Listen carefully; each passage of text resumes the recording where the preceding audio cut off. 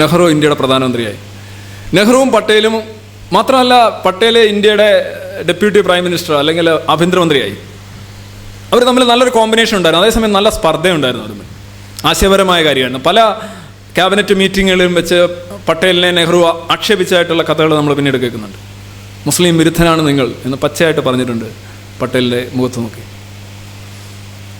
ഇത് പൂർണ്ണമായിട്ട് തള്ളാൻ കഴിയില്ല. ഞാൻ പൂർണ്ണമായി അദ്ദേഹത്തെ ഒരു ഒരു ഒരു RSSകാരനായിട്ട് ചിത്രീകരിക്കുകയല്ല. പക്ഷേ കോൺഗ്രസിൽ സംഘർഷം ഉണ്ടായിരുന്നു. ഈ സംഘർഷം നമുക്ക് ഇന്നിപ്പോൾ സംഘപരിവാർ ശക്തികൾ എന്തുകൊണ്ടാണ് ലോകത്ത് ഇന്നേ വരെ മനുഷ്യൻ കണ്ടിട്ടുള്ളതിൽ വെച്ച് ഏറ്റവും വലിയ പ്രതിമ പട്ടേലിൻ്റെ പ്രതിമ മോദി എന്തുകൊണ്ട് ഗുജറാത്തിൽ നിർമ്മിക്കുന്നു എന്നുള്ള ചോദ്യത്തിന് ഉത്തരം 183 മീറ്റർ പൊക്കമുള്ള ഒരു പ്രതിമയാണ് 12 കിലോമീറ്റർ വിസ്തൃതിയിലുള്ള ഒരു സ്ഥലത്ത് നരേന്ദ്രമോദിയുടെ സർക്കാർ തീരുമാനിച്ചത് ഗുജറാത്തിൽ നിർമ്മിക്കാൻ. 2983 കോടി, ഏതാണ്ട് 3000 കോടി രൂപയുടെ പ്രതിമയാണ്. ഗുജറാത്തിൻ്റെ ഏറ്റവും വലിയ പ്രിയപുത്രനാണ് പട്ടേൽ എന്ന് മോദി പറയുമ്പോൾ അവിടെ ഒരു തെറ്റുണ്ട്. കാര്യം ഗുജറാത്ത് കണ്ട ഏറ്റവും വലിയ നേതാവ് മഹാത്മാഗാന്ധിയാണ്.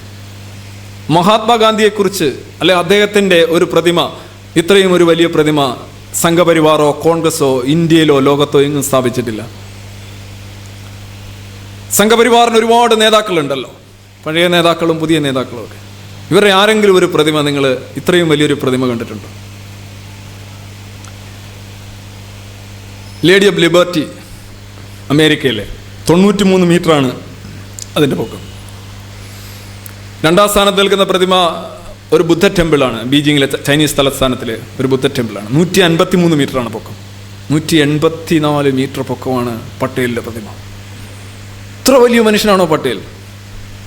എന്തുകൊണ്ടാണ് സംഘപരിവാർ അവരുടെ എല്ലാ പ്രതീക്ഷകളും ഒരു കോൺഗ്രസ് വർക്കിംഗ് കമ്മിറ്റി മെമ്പറും കോൺഗ്രസ് മന്ത്രിസഭയിലെ ഡെപ്യൂട്ടി പ്രധാനമന്ത്രിയായിരുന്ന ഒരു വ്യക്തിയുടെ മേളിലേക്ക് ചൊരിയുന്നത് എന്ന് ചിന്തിക്കണം. ഇവിടെയാണ് കൃത്യമായി പശുവിൻ്റെ രാഷ്ട്രീയം ഞാൻ പറയാൻ ആഗ്രഹിക്കുന്നത്. നെഹ്റുവിൻ്റെ സർക്കാർ അധികാരത്തിൽ വന്ന ആദ്യ കാലഘട്ടത്തിൽ തന്നെ പശുവധ നിരോധനം നടപ്പിലാക്കണം എന്നുള്ള രീതിയിലുള്ള മുറവിളി കൂടി.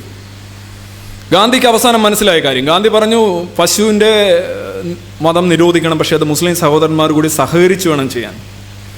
അങ്ങനെയാണ് പിന്നെ പ്രശ്നമില്ല. നിങ്ങളും അവരും സഹകരിച്ച് കഴിഞ്ഞാൽ ബാക്കിയുള്ളവരെന്ത്? അതാണ് രസം. മുസ്ലിങ്ങളും ഹിന്ദുക്കളിലെ ഒരു സവർണ വിഭാഗം കൂടി സഹകരിക്കുമ്പോൾ ബാക്കി മനുഷ്യരുടെ അഭിപ്രായത്തിനൊന്നും ഒരു വിലയില്ലല്ലോ. അതാണ് ഒരു മതാധിപത്യത്തിൻ്റെ ഒരു ഗുണം. അങ്ങനെയാണ് ഗാന്ധി കരുതിയിരുന്നത്. നിർബന്ധമായിട്ട് ഗാന്ധിയുടെ പശുവിൽ നിന്ന് സംഘപരിവാറിൻ്റെ പശുവിലേക്ക് ഒരുപാട് ദൂരമുണ്ട്. ഗാന്ധി അവസാനം പറഞ്ഞിട്ട് നിർബന്ധമായിട്ട് നിങ്ങൾക്ക് നിരോധനം ഏർപ്പെടുത്താൻ കഴിയില്ല എന്ന് ഗാന്ധി പറഞ്ഞിട്ടുണ്ട്. പക്ഷേ ഗാന്ധി ആഗ്രഹിച്ചിരുന്നു ഉള്ളിൻ്റെ ഉള്ളിൽ ഇന്ത്യയിൽ നടപ്പിലാക്കുമെന്ന്. നെഹ്റു തന്ത്രശാലിയായിട്ടുള്ള ഒരു പൊളിറ്റീഷ്യൻ കൂടിയാണ്. നെഹ്റുവിൻ്റെ വളരെ വ്യക്തമായിട്ടുള്ള കോൺട്രിബ്യൂഷൻസ് ഇന്ത്യൻ സമൂഹത്തിനുണ്ടായിട്ടുണ്ടെന്നുള്ള ആരും സംശയമില്ല. പക്ഷേ വളരെ തന്ത്രശാലിയായ മനുഷ്യനായിരുന്നു. നിങ്ങൾക്കറിയാം, ആദ്യം ഈ അൺഫെറ്റേഡ് ഫ്രീഡം ഓഫ് എക്സ്പ്രഷൻ എടുത്തു കളയുന്നത് ആദ്യത്തെ ഭരണഘടനാ ഭേദഗതി കൊണ്ടുവരുന്നത് നെഹ്റുവിൻ്റെ കാലഘട്ടത്തിലാണ്. നെഹ്റുവിൻ്റെ അങ്ങനെ കുറേ കാര്യങ്ങളൊക്കെ ഉണ്ട്. ഞാൻ നെഹ്റുവിനെ വലിയൊരു സംഭവമായിട്ട് വരിക. നെഹ്റു ഒരു സംഭവം തന്നെയാണ്, സംശയമൊന്നുമില്ല. But it is not actually ഒരു വൺ വേ ആയിട്ട് ഞാൻ എടുക്കുന്നില്ല. മഹാവീർ ത്യാഗി എന്ന് പറയുന്ന ആര്യ സമാജത്തിൻ്റെ MP ആണ് ആദ്യമായിട്ട് സമ്പൂർണ്ണ പശുവധ നിരോധനം ഇന്ത്യയിൽ കൊണ്ടുവരണമെന്ന് പറഞ്ഞ് ബില്ല് കൊണ്ടുവരുന്നത്. പക്ഷെ മഹാവീർ ത്യാഗിക്ക് ആ ബില്ല് വോട്ടിനിടാൻ പോലും കഴിഞ്ഞില്ല. കാരണം നെഹ്റു കോൺഗ്രസിൽ പറഞ്ഞു, നിങ്ങൾ ഈ ബില്ല് വോട്ടിനിടുകയാണെന്നുണ്ടെങ്കിൽ ഞാൻ രാജിവെക്കും. നെഹ്റുവിൻ്റെ ആദ്യത്തെ രാജ്യനാടകം. ഗാന്ധിയുടെ മുന്നിൽ വെച്ച് പശുവിനെ പ്രകീർത്തിച്ചുകൊണ്ട് സംസാരിച്ചിരുന്ന നെഹ്റു ആദ്യമായി ഒരു പശുവധ നിരോധന നിയമം ഇന്ത്യയിലാകെ വരുമെന്ന് പറഞ്ഞപ്പോൾ നെഹ്റു പറഞ്ഞു, സമ്മതിക്കില്ല. ഒരു മനുഷ്യനങ്ങ് നിൽക്കുകയാണ്, സമ്മതിക്കില്ല. പിന്നെ 52 വരുന്നത്. സേത് ഗോവിന്ദ് സിംഗ് എന്ന് പറയുന്ന ഭരണഘടനാ നിർമ്മാണ കമ്മിറ്റിയിൽ പശുവിന് വേണ്ടി ഘോരം വാദിച്ചുകൊണ്ടിരുന്ന സേത് ഗോവിന്ദ് സിംഗ് ബിൽ അവതരിപ്പിക്കുന്നു. ചർച്ച നടക്കുന്നു. 10 പേര് പോലും ഇല്ല പശുവിനെതിരെ സംസാരിക്കാൻ. വോട്ടിനിടുമെന്ന് പറയുന്നു. നെഹ്റു പറഞ്ഞു, ഇത് വോട്ടിനിട്ടാൽ ഞാൻ രാജിവെക്കും. വോട്ടിനിട്ടാൽ രാജിവെക്കുമെന്ന് പറഞ്ഞു. അല്ല, വോട്ടിനിട്ടാൽ രാജിവെക്കുമെന്ന് പറഞ്ഞാൽ ആദ്യം, രണ്ടാമത് വോട്ടിനിടുന്നുണ്ട്. പക്ഷേ പറഞ്ഞു ഇത് പാസ്സായാൽ ഞാൻ രാജിവെക്കുന്നു.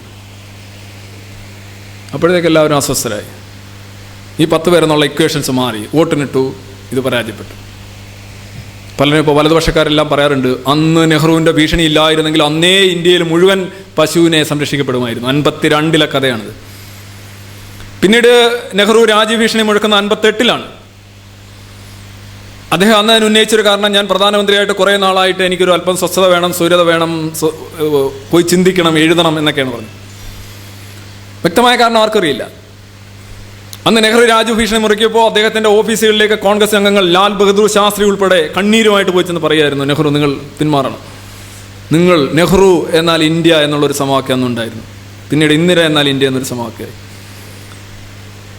അവസാനം ആദ്യമായിട്ട് നെഹ്റു കോൺഗ്രസ് പാർലമെന്ററി പാർട്ടിയിൽ ഒരു പ്രസ്താവന എഴുതി വായിക്കുന്നു, I am going to resign, I don't want to continue because of various reason that I don't want to disclose. എനിക്കത് പറയാൻ താല്പര്യമില്ല, പക്ഷേ എനിക്ക് നിങ്ങൾ അവധി തരണം. അവസാനം എല്ലാവരുടെയും സമ്മർദ്ദത്തിന് വഴങ്ങി നെഹ്റു പിന്മാറുന്നു. മനാലിയിലേക്ക് ഒരു 2 മാസം വിശ്രമം. എന്തിനാണ് നെഹ്റു അങ്ങനെ ഒരു ഭീഷണി മുഴക്കിയെന്ന് ഇന്നും അറിയില്ല. പലരും പല കാരണങ്ങളും. ചിലർ പറയുന്നുണ്ട് അദ്ദേഹത്തിൻ്റെ രോഗം ചികിത്സിക്കാനായിട്ട് അദ്ദേഹം പോവുകയാണ്. ഇപ്പോൾ സംഘപരിവാറിൻ്റെ സംബന്ധിച്ചോളം നെഹ്റു എന്ന് പറയുന്നത് ഇന്ത്യയുടെ എല്ലാ ദുരിതങ്ങൾക്കും, എല്ലാ അപമാനങ്ങൾക്കും, എല്ലാ പിന്നോക്കാവസ്ഥയ്ക്കും കാരണക്കാരനായ ഏക വ്യക്തി എന്ന് പറയുന്നതാണ് നെഹ്റു എന്നാണ് അവർ പറയുക. നെഹ്റുവിനെ തകർക്കുക, നെഹ്റുവിൻ്റെ ഓർമ്മകൾ പോലെ. ഇപ്പോൾ ഇന്ത്യ ആഫ്രോ സമ്മിറ്റ് ഡൽഹിയിൽ നടന്നു. മോദിയാണ് വിളിച്ചു വരുത്തിയത്, സുഷമ സ്വരാജ് ഇരിപ്പുണ്ട്. ഇവർ നെഹ്റുവിനെ കുറിച്ച് ഒരു അക്ഷരം മിണ്ടുന്നില്ലല്ലോ, ഒറ്റ അക്ഷരം പറയുന്നില്ല. അവസാനം എന്ത് സംഭവിച്ചു? മോദിക്ക് ഇറങ്ങിപ്പോകേണ്ടി വന്നു. ദക്ഷിണാഫ്രിക്കൻ പ്രസിഡന്റും സിംബാബ്വെ റോബർട്ട് മുഗാബെ 93 വയസ്സുള്ള മനുഷ്യനാണ്, ഏകാധിപതിയാണ്. I don't like him that way. പക്ഷെ അയാളൊക്കെ പറഞ്ഞു, ഇത് നെഹ്റുവാണ് ഇന്ത്യയും ആഫ്രിക്കയുമായിട്ടുള്ള ഈ സഹകരണങ്ങളും ഈ ടൈപ്പൊക്കെ തുടങ്ങിച്ച നെഹ്റുവും പിന്നീട് ഇന്ദിരയുമാണ്. അനിരുദ്ധ് ജഗന്നാഥ് സൂമോ, ദക്ഷിണാഫ്രിക്കയുടെ പ്രസിഡന്റ്, നിരന്തരം വൺ ആഫ്റ്റർ അനദർ അവർ വന്ന് പറഞ്ഞു, ഇത് നെഹ്റുവാണ് ഇത് സാധ്യമാക്കിയത്. മോദി ഇറങ്ങിപ്പോയി എന്നാണ് പത്രത്തിൽ ഞാൻ കണ്ടത്. നെഹ്റുവിൻ്റെ ഓർമ്മകളും അദ്ദേഹത്തിൻ്റെ സാന്നിധ്യവും അദ്ദേഹത്തിൻ്റെ സ്മരണകളും മുഴുവൻ രാഷ്ട്ര ശരീരത്തിൽ നിന്ന് തിരസ്കരിക്കാനായിട്ട് ശ്രമിച്ചുകൊണ്ടിരിക്കുകയാണ്. നെഹ്റു എന്നാൽ വിഷമെന്നും പട്ടേൽ എന്നാൽ അമൃതമെന്നും എന്നുള്ള വളരെ സരളമായൊരു ഇക്വേഷനാണ് അവർ അവതരിപ്പിക്കുന്നത്. 58 നെഹ്റു രാജ്യഭീഷണി മുഴക്കിയതിൽ പല കാരണങ്ങളുണ്ടെങ്കിലും അതിൽ ഒരു കാരണമായി പറയപ്പെടുന്നത് കോൺഗ്രസിലെ പശുപക്ഷവാദികളെ നിലയ്ക്ക് നിർത്താനാണ്. അത്രയ്ക്കങ്ങ് പറയുകയാണ്, രാജ്യം മുഴുവൻ പശു നിരോധിക്കണം.